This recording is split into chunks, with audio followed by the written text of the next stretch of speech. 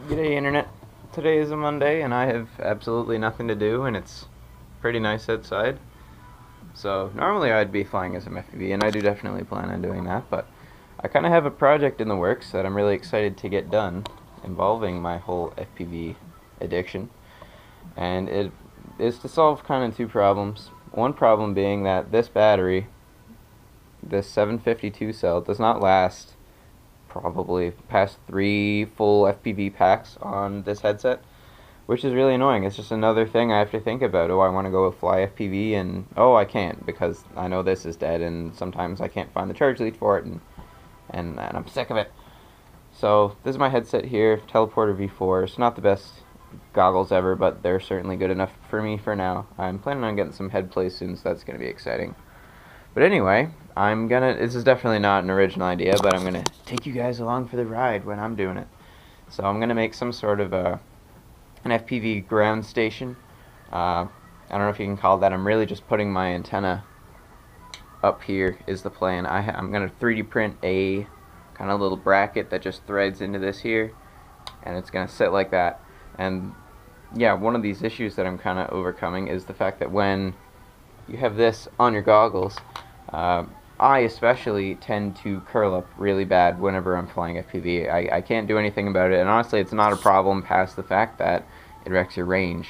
Anytime you're behind yourself, or it feels like pretty much all the time, it's messing up your video, not only because your body is covering up half of this, but when I curl up, this is sitting at a weird angle and it's being covered up by a lot of my body, and I think it's not good to have these transmitting, or receiving I guess, right next to a big fleshy human. I hear we're pretty good at soaking up some radio waves. So my plan is I'm going to have this basically totally just by itself using these wires. One of these is video, this one, and one of these is power, this one. And I'm going to run these together, and I'm going to make this as pretty as I can. And these are going to run to somewhere on this tripod, where they're then going to be wired to this video transmitter, and everything is going to be powered off of this 5002 cell.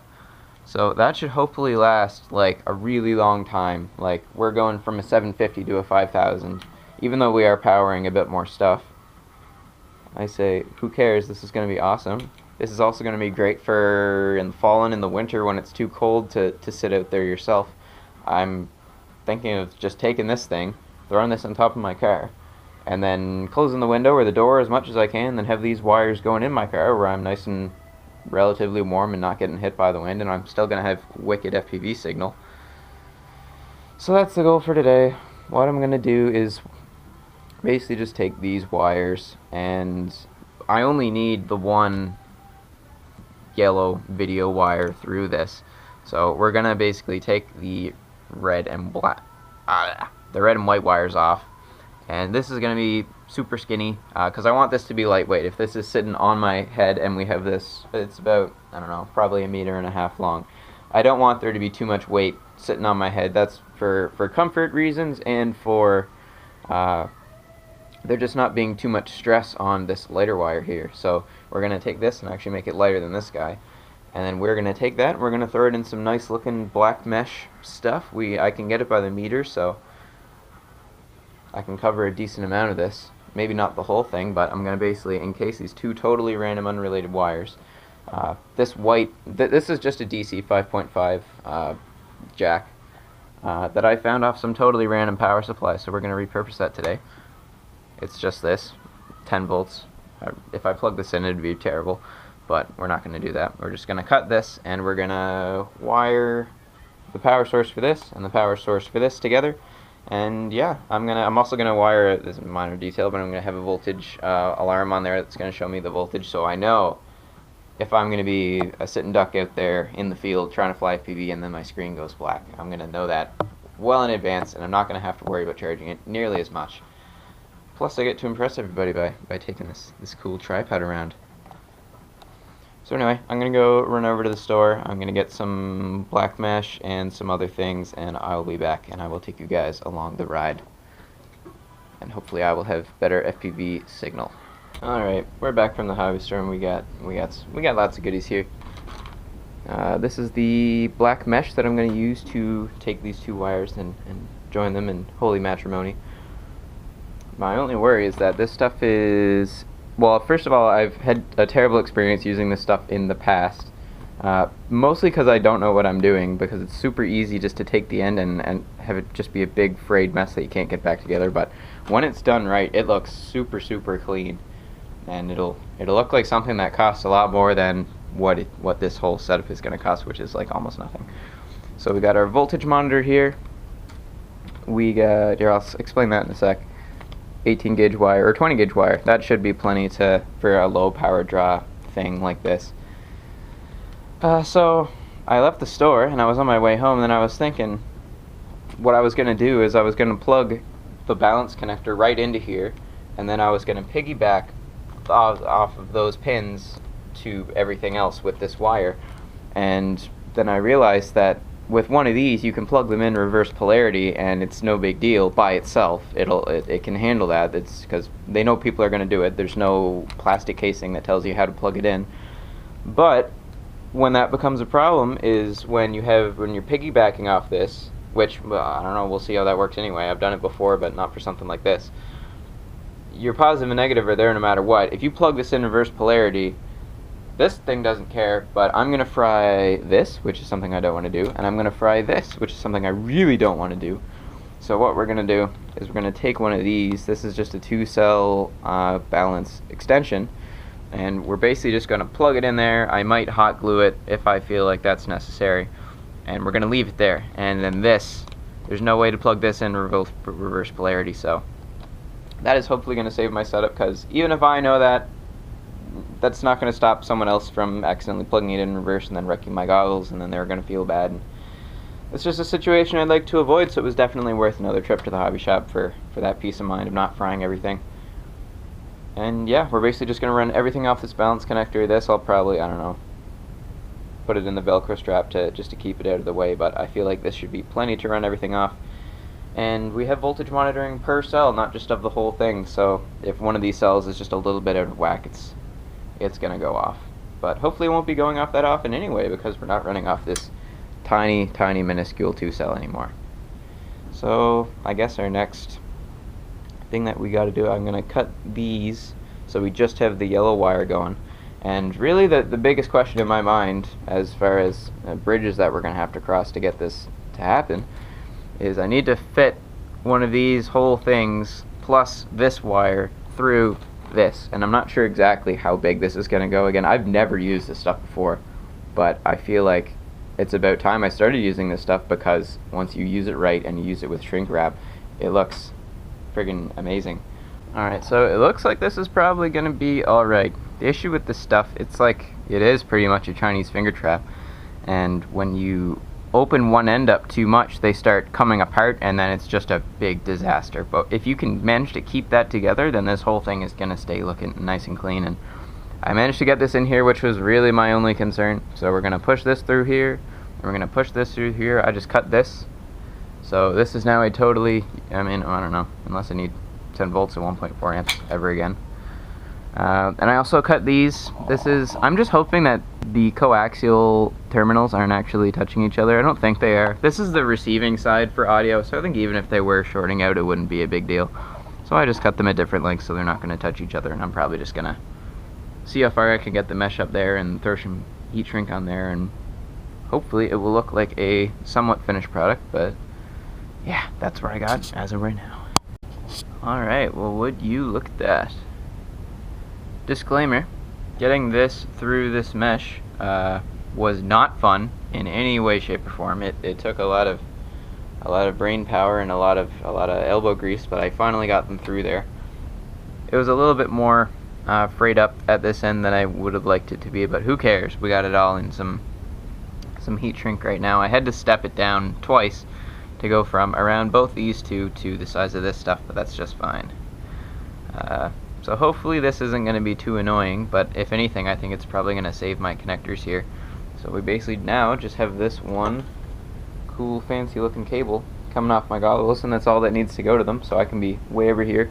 This is all that needs to come off my head. So this isn't quite long enough, so I think we're going to use one more piece, but that's not going to take nearly the amount of effort as that did. And we're just going to join them together, and then I guess, I don't know, we'll figure it out. Alright, so splicing those two braided wire mesh things together was easier than I thought. Really, really clean. You pretty much just push them both together and make a big mess of these braid things, and just throw some heat shrink on top of that, and bam. Doesn't matter that it only comes in a meter. So now I'm pretty much left with this. I have that pretty much done, which was really the biggest thing I had to conquer. And now I just need to figure out what's positive and what's negative, and I guess this is the next step here.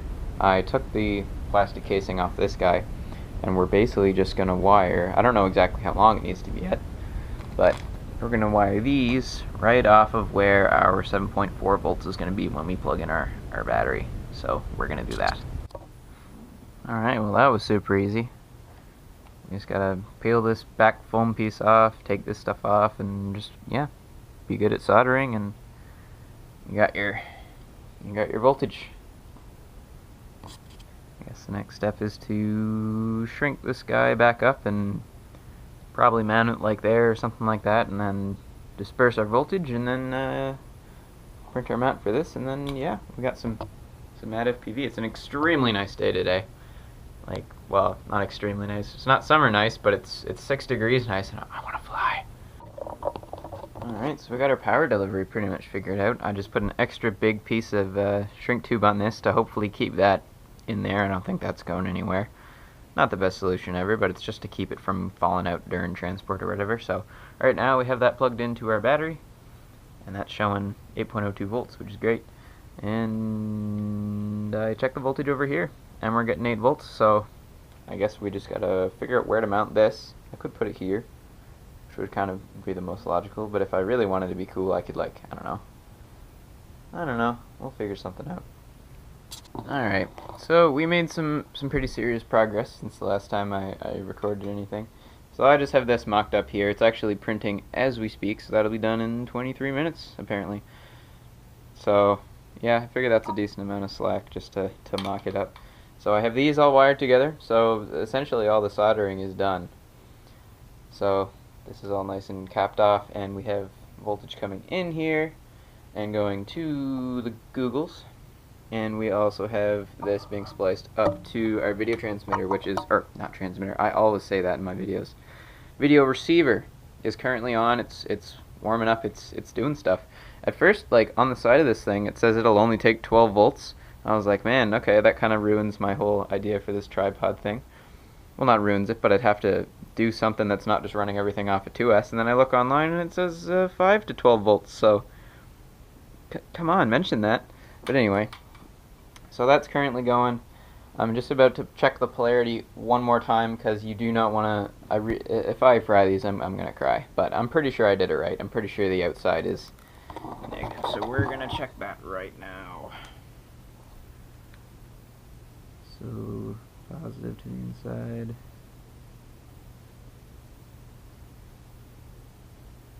I'm getting positive voltage, and now if I check the stock battery, if we see the same, I'm just going to plug it in.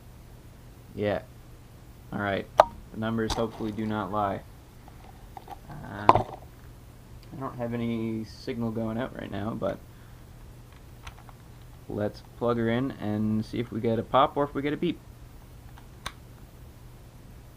We got a beep. That's good. Alright. So I think I need to flip this switch in order to get the video in. Or I could be completely wrong and it's not this one, it's this one. I keep messing that up, but I guess we're gonna see. We're gonna plug in, where's my battery for my quad? Right here. I'm gonna start transmitting some video and we'll see if we can pick it up. I've been using my quadcopter to record this entire video, by the way. It could also just be on the totally wrong signal.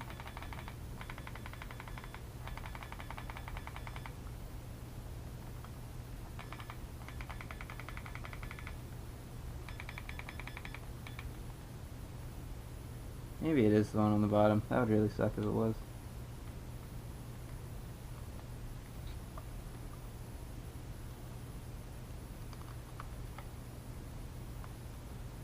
Okay, that's weird. I pulled this out just a little bit, like halfway, and now I'm getting video. That's not something I was anticipating having to do. Okay. And like, it seems to be pretty rock solid. Yeah, if I plug this in all the way, it stops working. But if I just like pull it out a bit, oh, I'm not a fan of that at all. What if I do it over here on the receiver side? No, it doesn't want that at all. Okay, I guess I can live with that. Yeah, so I have to have it kept out a bit like that in order to get video, so I guess I'll just put probably a piece of fuel tubing around that so that I can't push it in all the way. That's a little bit weird. I mean, that's a standard cable going to, I mean, it was going to just a regular one of these. I don't know why I'm having to mess around with what contacts are touching, but the really important thing is I'm getting video in my goggles, and the only thing attached is this wire, so that's awesome. And we're powering it off this 5000, and it's also powering this. That's great. So pretty much the electrical side of what I'm doing is done. Would you look at that? Problem solving at its very finest. We have video. I don't know if you can see that at all, but we have video transmission, and there's no way that I can accidentally push that in so far that we stop getting video. Not, again, like when you never think about the stuff you're going to run into when you're doing projects like this, but it's just like, just crap like that. We're in my dad's office, and it's coming along. We got a minute and a half left before we can see if this thing that I designed actually makes any sense at all. I'm pretty much just going to use double-sided tape down in that center part. Just to, I mean, I'm just using double-sided tape. If anything hits it and it goes flying, I'd actually rather it go flying than it absorb all that impact. But I don't plan on treating this thing that nasty. But I've just made a hole that's hopefully roughly the right size for that thread that's on there. But if not, we'll figure something out. But yeah, that'll be done soon. Don't you love it when a plan comes together? My very rough estimation of how big this was good enough to just thread it in there. I was thinking of more like proper ways that I could do this, but again, not something that's going under any amount of force, and it's on there pretty well. And also I did a pretty good job guessing how, I mean, I could just keep that like there. I don't really, like, I'm picking up the whole thing. Don't even really need double-sided tape, honestly, if I ever need to take this thing out. But I'll probably still throw some in there just for peace of mind. But yeah, we're almost done. I'm excited to, I don't know, figure out exactly where the final wires are going to go, because, you know, aesthetics are important for something like this. I'm now in my workshop area, which is really where I should have done this in the first place, but it's cold down here and I decided to mess my room up anyway. But anyway, it's pretty much done. I decided to not use double-sided tape. Maybe I will someday, but again, still can pick it up by this, so I'm not worried about it. So we have these zip tied here, so these aren't under any amount of strain, because that's no good. So this is pretty much the perfect length for this to be fully extended if I want it to be, but because I want this to also be compact, we can loosen that and then drop this guy down, and I mean, that's not too big of a thing, and of course the legs close up too because it's a tripod, so it's a pretty easy thing to throw in my car. But I'm going to leave it like this for now. And I zip tied this down here because I want the point at which the goggles attach to be as low as possible, because, I mean, I could have had it way up here, but then you have way more leverage to knock this thing over. And I think most of the time I'm probably going to use it at this height. I've noticed when you have your FPV antenna really, really high up, as in when I fly off my deck, I notice my video reception is pretty crap. So, I don't know, I can now play around with it, and I don't have anything transmitting video right now, but you can see we have video. We have a video receiver that's on, and it's all running off a huge battery that I don't have to worry about charging every single time I want to go fly. So I'd call this a success so far. We're just waiting on my 4-cell to charge up, and then we're gonna go for a flight and see how it does. All right, here we are. I'm probably gonna end up extending the legs out because I can't imagine having it closer to the ground is gonna be better, but I'm just gonna start it off like this just to see. I've not used this quite yet. I'd say that's a pretty decent range that you can get away from it without, yeah. I just finished my first flight using this, and this was definitely a good use of my time and effort. The FPV coverage is a lot better, even when it's on the shortest kind of setting here. Yeah, I'm pretty pleased. I'll give any updates if there's anything else interesting I find about this, but basically that's how you can do that.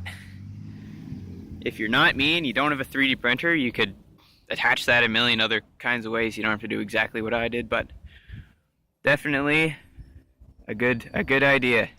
If you FPV as much as I do and you notice that your range is being kind of crap with your stock goggles because you love to curl up into a ball like I do when I fly. So yeah, that's pretty much it. If you have any questions at all about what I've done here, please let me know, and thanks for watching.